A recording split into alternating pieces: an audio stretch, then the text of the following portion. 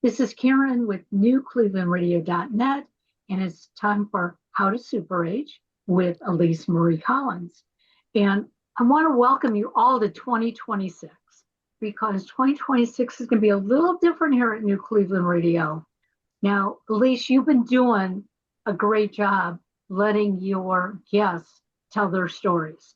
And that's what we are really going to focus on this year because storytelling is so important. And as I was sharing with David before we went live, you know, when we share our stories, we learn so much about ourselves because as we're telling you about our health, our family, our job, all of a sudden it's like, wait a second, is there more to it? What else can I do? And you, Elise, have been teaching us how to super age. So tell us about your guest and what we're going to learn today. Yeah, I'm really excited about today's guest and his stories. And I just wanted to say that is exactly why I have stories of super agers. And we talk about stories on the show because this the stories affect a different part of our brain. They're inspiring in a different way than prescriptive advice, language, telling people what to do. I've studied superagers, and superagers to me are anyone that is aging and living in an optimal way, in a way that works for them. There's not one way to superage. So I have many stories of inspiring individuals in my book, Super Ager. And so with that, let's get started with this podcast, How to Super Age. I'm going to say a little bit about our guest today. David McNally has always been fascinated by human potential. The possibilities, that's what we're talking about here today, no matter who we are or where we started in life. For soaring to new heights of achievement, David is the author of the best-selling books, Even Eagles Need a Push, Learning to Soar in a Changing World, The Eagle's Secret, Success Strategies for Thriving at Work and in Life, and Be Your Own Brand. He's pretty prolific in his writing. Um, Achieving, and I didn't finish off this title of Achieving Your Own Brand, achieving more of what you want to be by being more of who you are. David is also the producer of the award-winning documentary, The Power of Purpose. He has spoken to thousands of audiences all over the world and is a member of the Speakers Hall of Fame. Married twice, his first wife, the mother of his 5 children, passed away from ovarian cancer. His second wife recently succumbed to Alzheimer's disease. David has personally survived head and neck cancer, and he is no stranger to life's challenges, as we just learned. David believes, however, in the transcendent nature of the human spirit. No matter our age, we can stay engaged in life in a way that ensures living is always meaningful and fulfilling. Thank you so much, David. Uh, Thank you. Appreciate yeah. it. So, what is inspiring you today? What is your purpose in 2026? Well, I think my purpose, in an overarching way, is what I think is all of our purpose in regards to living life, especially as we get older, and that is to find ways to contribute. To do whatever I can using my gifts and talents, being able to communicate in the way that I love to communicate, and to encourage people. I think that's what your show is all about. Is in the end, it's about how do we encourage, which is how do we give the gift of courage to others to be able to sustain an engaged and purposeful life. So that overall is as what I see as my purpose is to continue to contribute and also to continue to create. Because I think that's one of the most important things in life is to be able to say, my body may be getting older and my joints may be getting stiffer, but my imagination still has the capacity to soar. And I think that realization is very important for us if we're going to super age. Absolutely, absolutely. I 100% agree. And yeah, to transcend, as you say, is so important, and purpose plays a huge part in that. What got you started writing books and on this transformational journey? Well, I started quite a long time ago. So my background is I was born in London, England, and as a child at 9 years of age, my parents emigrated to Australia. So I born in London, raised in Australia, and emigrated to the United States in 1980. So I've been here a long time. I live in Minnesota now. Uh, and back when I was quite young, in my 20s, I got involved and got to listen to some wonderful speakers just talking about human potential. And because I had a fairly humble background, but my parents were very encouraging, I started to see possibilities for my life that I had never seen before. And so I started to read a lot about that and got involved in what was being written at that time in the whole area of personal growth and development. When I got to the age of 30, I had been working in pretty traditional industries like the insurance industry and other sorts of things. But when I had a talk to myself about what would I love to do if I had my druthers, what would I be doing every day? And it was to be involved in the whole field of personal growth and development in whatever form. So I joined forces with a company that was in the whole leadership development field. They were based out of Minnesota, but I became their representative in Australia. And so that began my professional career, which then started to evolve and brought me here. The genesis of my first book was simply this, was that I was being asked to speak often rather than run the 1 day training programs or the 2 day program. I was asked to speak, and I started to really enjoy that. So, one of my, gifts is to be able to be in front of an audience and speak to them and provide an inspiring presentation. And I thought, well, I love this. How can I do more of this? Well, then you get to the practical side of that is, well, it would help you tremendously, seeing as how you're not a Harvard professor, it would help you if you had a book. And so I said, but could I ever write a book? And I thought, well, you'll never know until you try. So I began to write a book. But what I wanted to do in that book was to take my own experiences of life and write a book that was authentic with what I believe success meant in life. Right. So, because often, especially back in those days, there's a lot more literature out there about redefining success. Back in those days, success was pretty much quantified with being financially successful. But I had already begun to realize that was just one facet of being successful. There are many other ways to be successful, and so my first book identified that, and there was the inspiration to see if I could write a book, and then the practical motivation of what would it do for my career. And that became my first book, called Even Eagles Need a Push. It was released, and it was very fortunately, it was the right book with the right message at the right time. It really launched me as a professional speaker, and led to my, virtually speaking all over the world. Right. So that was the beginning. And of course, back in those days, if you had a successful book, the publisher wanted you to have a second book as soon as possible. So that led to my second book. And to provide context for your listeners, those was also the days of pre-Amazon. So you weren't talking about Amazon in those days and the proliferation of books that are now available.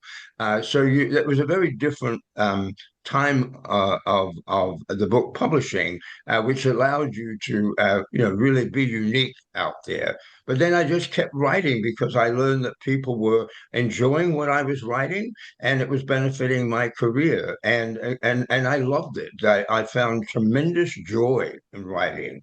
So if anyone is there listening, said one day I want to write a book, I tell them, get started. You don't need to know exactly how it will end up. Just start to write and then see what happens. You Yeah. brought up something that I think is very important. You said the book you wrote, the message was at the right time, right audience. There were a lot of rights going on. Yeah. And we sometimes expect that if something doesn't happen right away, that we're a failure, rather than to keep moving forward. And that's what it sounds like you did. That you found a purpose. You're going to write this book because you wanted to get out there and speak. And truthfully, if that first book didn't hit, listening to you, you probably would have written another book or amended the book just to pave that way. But we have to do the work. We can't expect others to do it for us.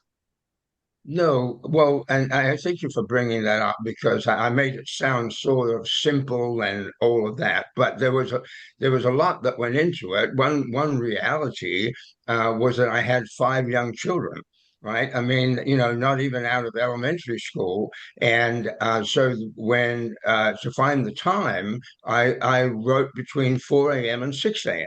So that was one part of the story, right? When people say I don't have the time, I say, well, you just don't want the book badly enough.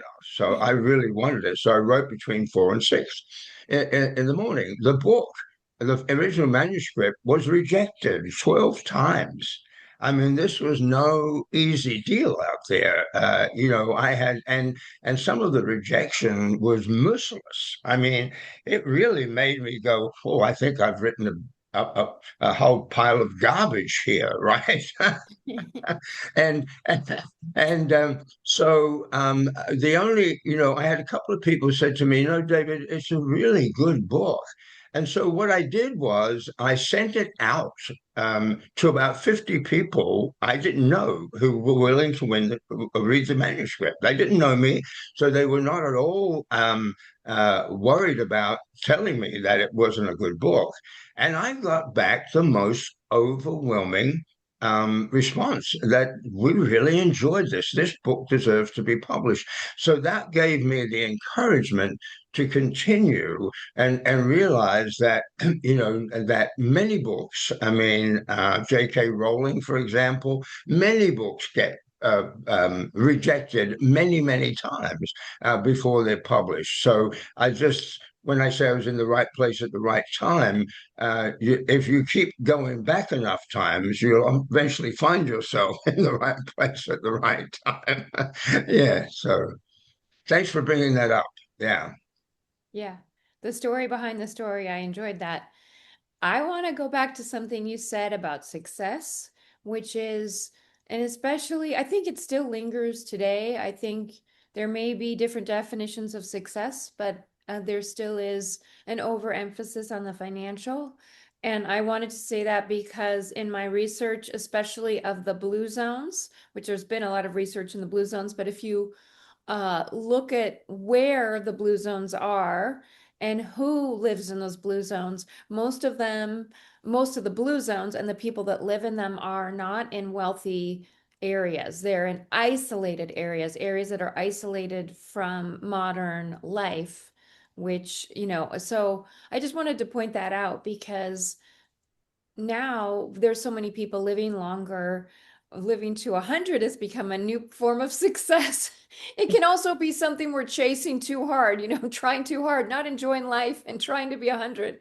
But it's so important to enjoy things along the way. But yeah, I wonder if you have any thoughts about that because I'm not sure if you're familiar with all the blue zones, but how, I am. yeah, Mhm. the many places where you aren't living a life that is, I'd say Western culture. It's Sardinia, and Costa Rica, places that were literally cut off in a lot of ways from, yeah, from modern influence.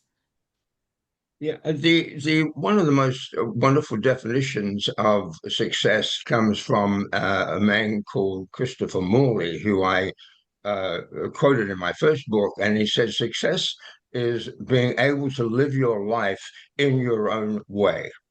And I believe that that is a key to super aging, is that we get to a time in our lives where we get to make the choices about how we want to live our lives, because hopefully we start to free ourselves from the encumbrances of our past, the things that drove us, and the things that that controlled us in many ways. So the path of the super ager, in my opinion, is a lot of unlearning. You're unlearning what you learned, or you're challenging beliefs that you've held for a long time.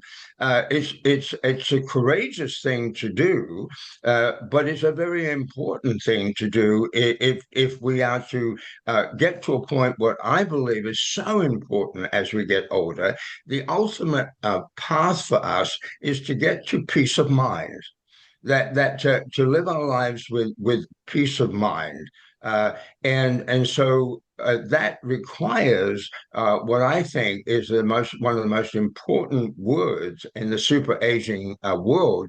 It's acceptance.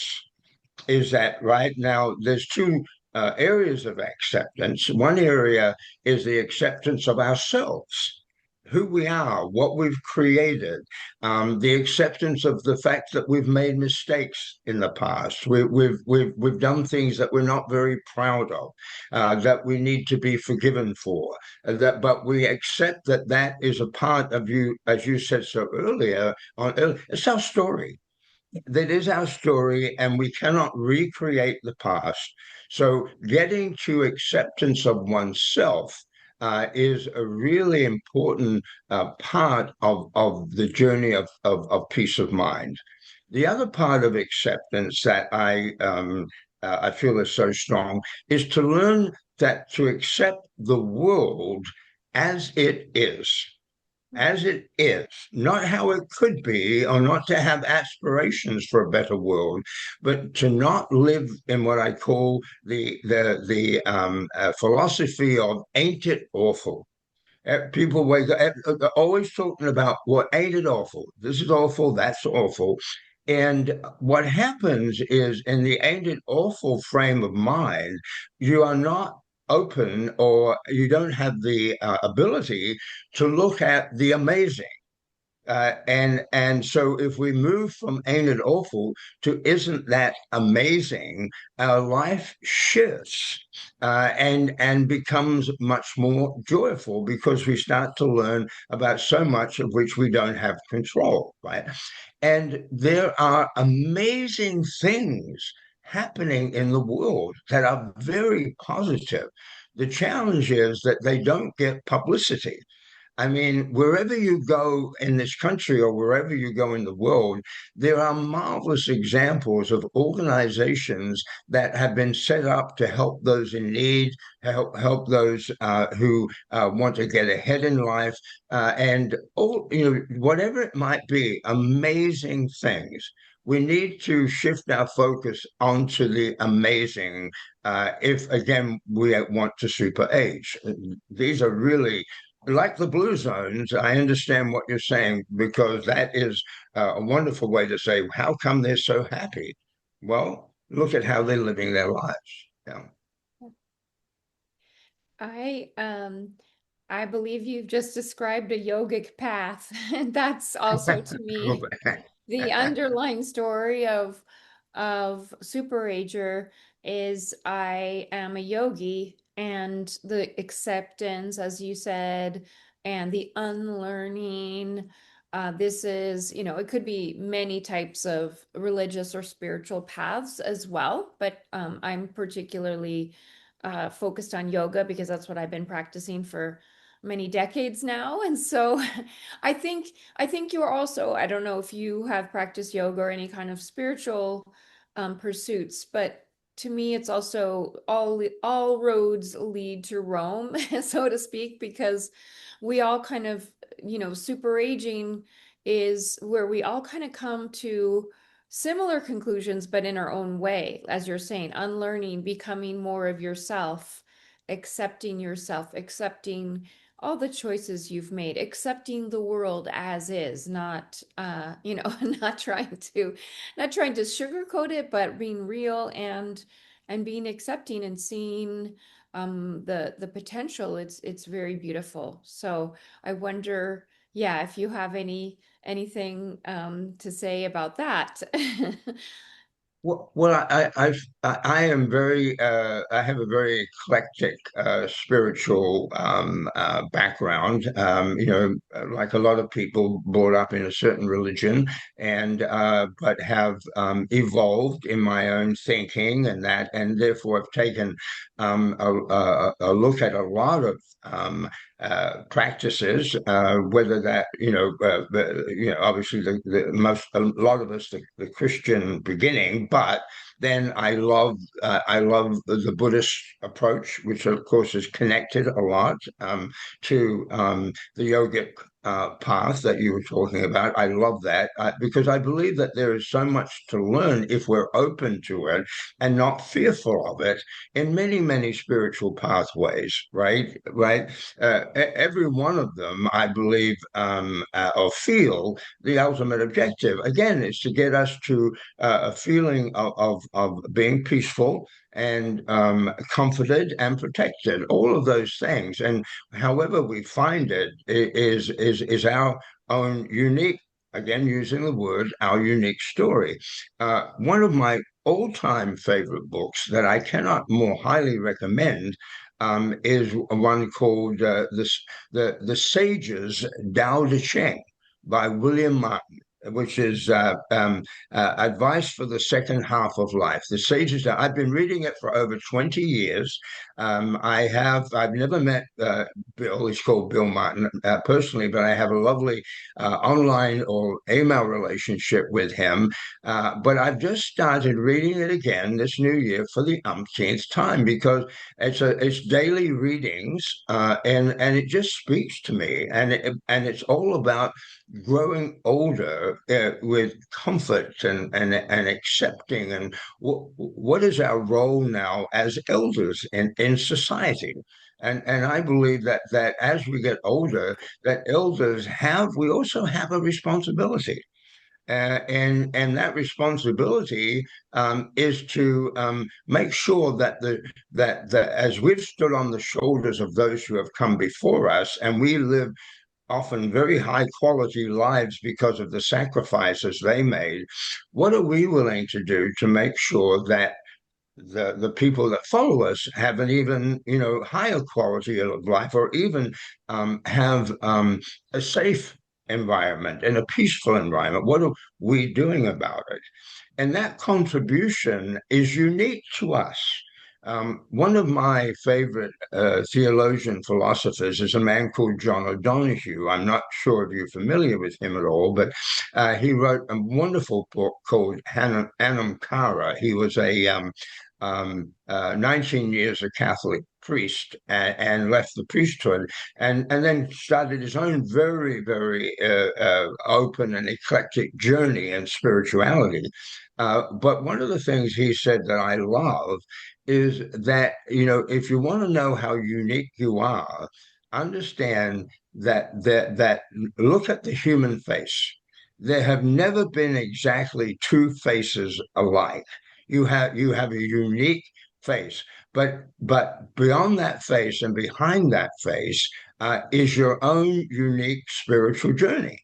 It's different, that we all have a unique inner life, and that's part, I believe, of super aging, is to be able to accept the fact that physically we may be slowing down, but intellectually, emotionally, and spiritually, we can just be expanding beyond anything we've ever imagined before. And I like to say that my own new book, If You're Alive, Your Mission on Earth Isn't Finished. I talk about every day that we face a choice, and that is, will I grow or will I decline? Will I progress or will I regress? Will I expand or will I contract? And that I think goes back to what you were saying, that every spiritual path is always about growth. It's all about evolving as a human being, and I love that.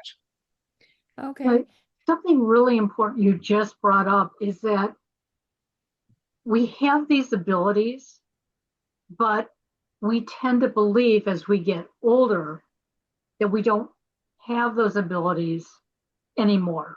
You know, because maybe it's society that's telling us, hey, you're getting too old to do that, or it's time to go sit on that rocking chair rather than go run a marathon.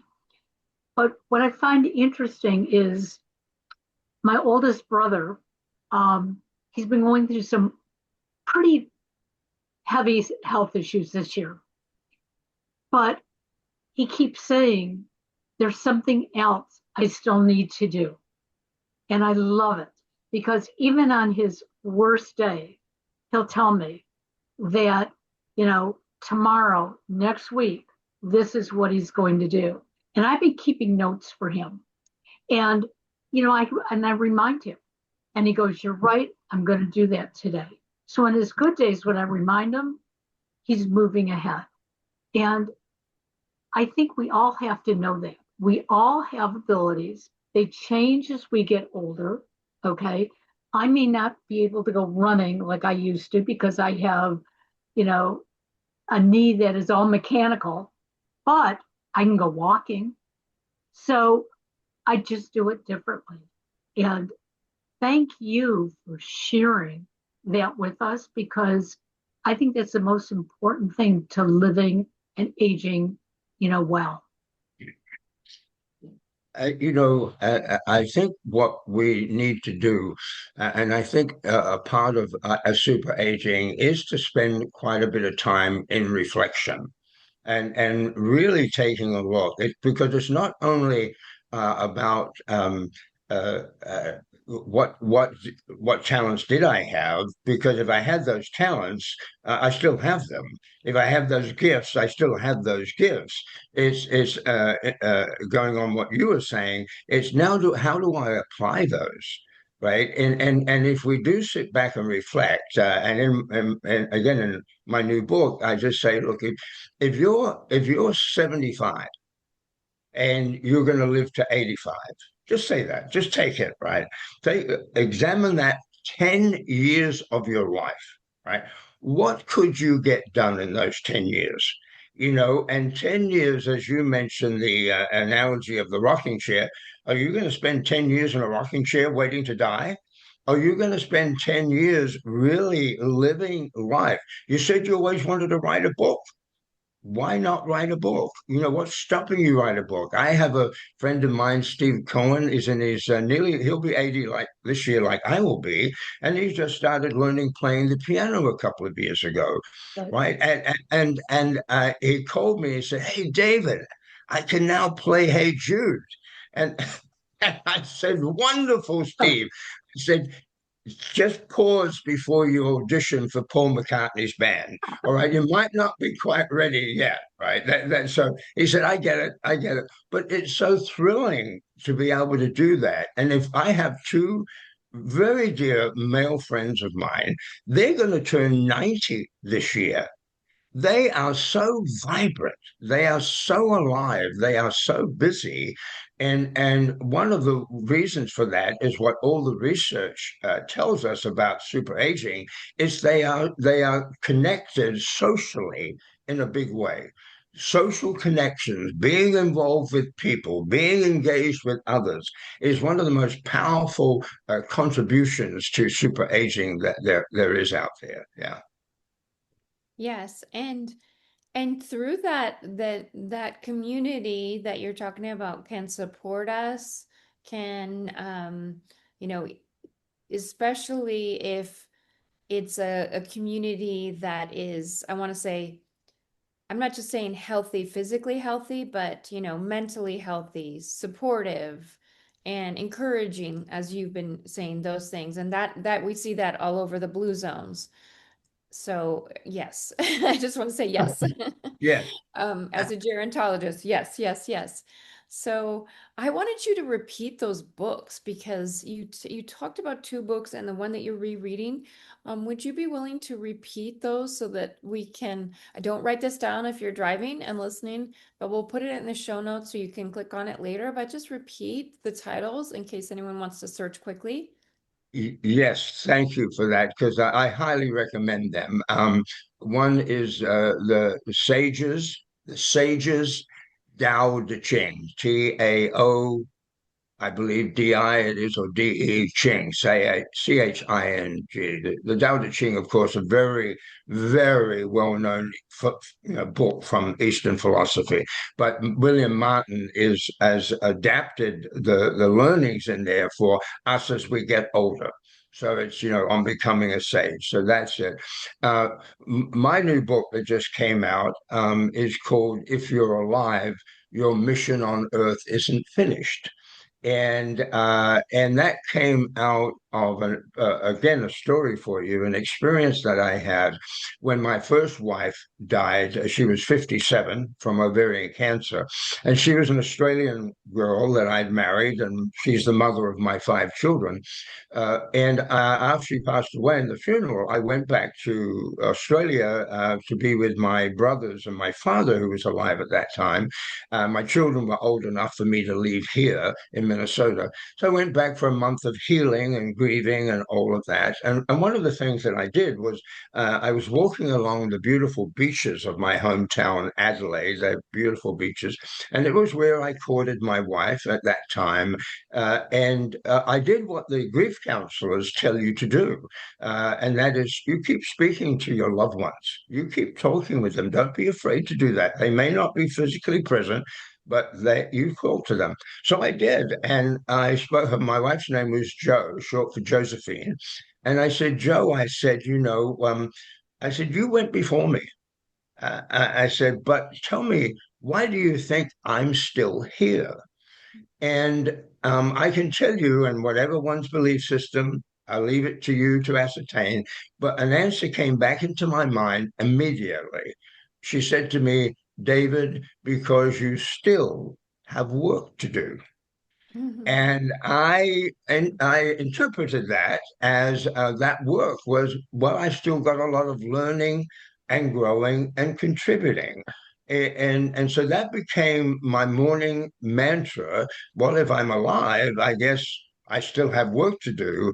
And then I made that the title of my new book for all of us. If we're alive, our mission on earth isn't finished. There's a reason for us to be here. There's a purpose for us to serve.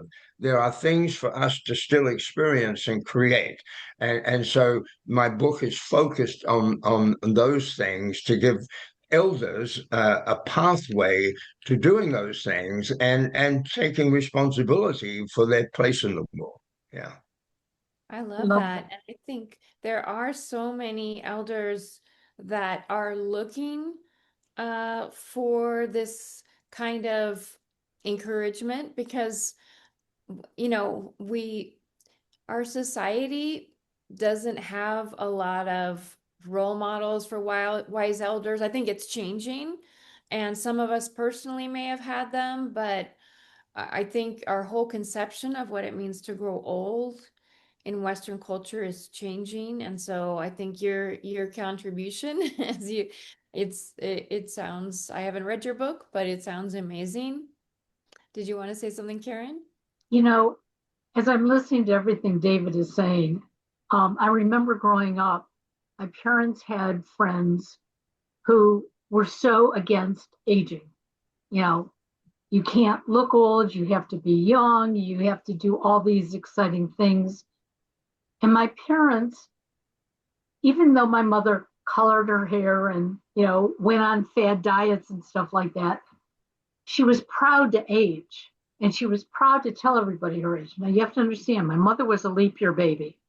So she was always telling her leap year birthday, which was much younger than everybody. But my parents taught my brothers and I to age. And my mother said to me, it's okay to have a wrinkle. It's okay to have gray hair because it's part of your history. And I didn't believe it till I turned 60. So for the last 15 years, I have taken excitement in aging. And if I can be offering just a little bit, I'm living my life. And that's what you're talking about, David. Just live your life. And you don't have to worry who's appreciating it if you are. Yeah, you lead me to something that happened to my father. So again, I turned 80 this year. When my father got into his 80s, he was much small. I'm about 6 foot tall. He was about 5'5", 5'6", a little Scottish man, right? Wonderful man. He's my role model, my hero. And but what I loved about it was that women started to call him cute. And so I said to myself, that's my aspiration. If I can get into my 80s and people start calling me cute, that would be wonderful. I love it. My male friends say, David, it's not going to happen. But I said, okay. I think the other thing that I'd like to pick up on what you said was two of the wonderful rock and roll stars of that we grew up with. One Pat Benatar. She there's a wonderful quote in my book from her where she said, I don't want to do anything to myself because the physically, she said, because how I look, the way I am, and you use the word wrinkles, the wrinkles are the evidence of my life, how I've lived my life, how I've engaged I don't want to change any of that. I want to just keep going and be who I am. And I also quote Cher, who said, I was asked, am I not too old now to sing rock and roll? And she's responded to the reporter, well, why don't you ask Mick Jagger? And so she went right back at the reporter, So but that's the attitude of so many, and of course, if I might say, so many wonderful women who have led the way, and I'm particularly oriented in some ways towards women because I have 4 daughters. And I want them. My oldest daughter today turns 52, and I want her to feel okay about getting older, and of course she's still young to me, obviously, but just that whole, but yes, accepting, yeah, this is it, and really enjoying it. I have a question along those lines. How does intergenerational communication relationships, how does that influence you? I don't know if you have grandchildren or you interact with, what ages you interact with, but how do you think that fits into your picture? And I just love to hear what you say about, talking, because each generation is clearly born in a different time, has different influences on their lives. So tell us more. Yes, good. Well, the common thread of intergenerationally is again that word encouragement. And if we as elders see part of our role is encouraging the dreams of the young rather than criticizing the young, then we will find our relationship with the young very, very different. There's no question about it. So, intergenerationally, young people need our wisdom. They may not know it, but if we can find ways to provide that, without telling them what to do, sort of like be invited in. And I don't think there's a better way of validating this than, again, one of my stories about. When I was just about to turn 72, I was reflecting in May. I turned my birthday's in August, and I was doing one of the things that I've done with clients over the years, and that's to do a one day I'm gonna list. We all have a list of things that we say, one day I'm going to do this, and one day I'm going to do that, and we never get around to it. I said, so a part of the exercise, how do I bring those things forward to start doing them and start at least putting a plan in action to do the things that said one day I'm gonna. And so I was doing my own list, and right at the top of the list was go to college. I'd never been to college. I'd written at that time 4 books, produced 2 documentaries, spoken all over the world, but I'd never been to college. I'd paid for a lot of college because of my children, but I'd never been myself. And so I said, well, you're going to be 72. You better get a move on. So where I live, close to me, is the University of Minnesota, a wonderful university. And I learned that they have a program for senior citizens. So I went to a counselor and I inquired about whether I could enroll. And they said, of course. Do you want to just listen in or do you want to get credit? I said, no, I want to get credit. I end up wanting to get a degree. So they said, okay. So they steered me in the right direction. I couldn't declare a major, obviously. And they said, David, do whatever you want to do. So I started at the University of Minnesota as a freshman in at the end of my 72nd birthday. And I've been going, I've had a bit of a sabbatical because of the passing of my second wife, but I've been going to the university and getting credit. And of course, you talk about intergenerational, who am I in class with? Yeah. I'm in class with all these 18-year-olds and 20-year-olds. And I find rather than looking at me suspiciously, they're intrigued. They want to know my story. And I want to know their story. And they love the thought that I'm in class with them. And I love the thought of being in class with them because they're smart. They're bright. They're engaged. I mean, I've been blown away by these young people. It's been just a most magnificent experience, and there have been benefits that I could never anticipate. And I'll share one beautiful intergenerational story. The day I arrived for my first day in class, I was 30 minutes early. Well, college kids don't get to class 30 minutes. So I'm isolated in this classroom, feeling a little bit silly. But I wait, and then about 15 minutes later, a young woman walks in and very petite and sits a few seats away from me. And I don't know what I'm to do because I'm an old man, older man. We should talk about that word. And but eventually I said, well, there's 2 of us here. I'm feeling a bit silly. I went up to her and I said to her, are you a freshman? And she said, yes, it's my first day in college.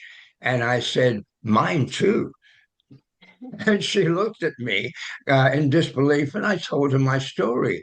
Well, we sat together through the semester, not together, a few seats away, and we just, hello, David, hello. I think her name was Karen, and that's what happened. Thanksgiving, how was Thanksgiving? Great, da da da da. Da.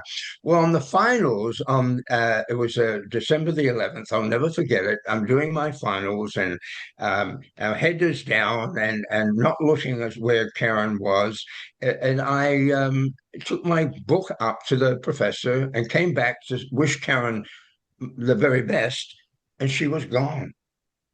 And I couldn't believe it. I was so disappointed. I wanted to wish her well, right? So I got back to my table, and on the table where my bag was a post-it note.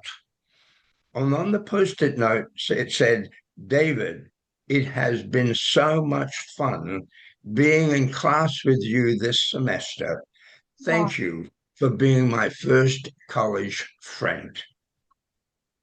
that is, And I was so moved by that.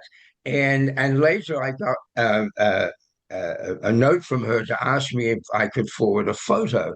Well, now we've stayed in contact for over all these years. She's graduated, she's married, she's moved, and but it's absolutely beautiful. And I've now got Facebook friends from college that they're graduate. It's yeah. It's magnificent. If you allow them in, they will allow you in. Yeah. Beautiful. Mm. Beautiful. Beautiful story.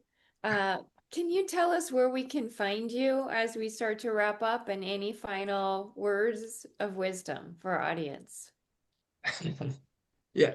The well, to find me, I have a very robust website, david McNally.com. Okay, David McNally, right? My email address is david@davidmcnally.com. So a very robust website. My book is available on Amazon. And I do have the audio book actually going to be released at the end of January. So that's a nice new accomplishment. So all of my books are there. Um, I think there's a couple of things to leave with. One is age is a chronological fact. It is not an indictment. And then the second piece is the creative spirit within you expires only when you expire. There's a lot of living to do and a lot of super aging to be engaged with. Amen. Thank you. Thank you. Yeah. This has been absolutely wonderful, David. I'm so glad that I met you through podmatch.com. I've met so many wonderful people, but the great thing about that organization is that I probably wouldn't have found you, because it's like looking for a needle in a haystack to find somebody like you. And you have started off 2026 with a lot of inspiration. So thank you very much.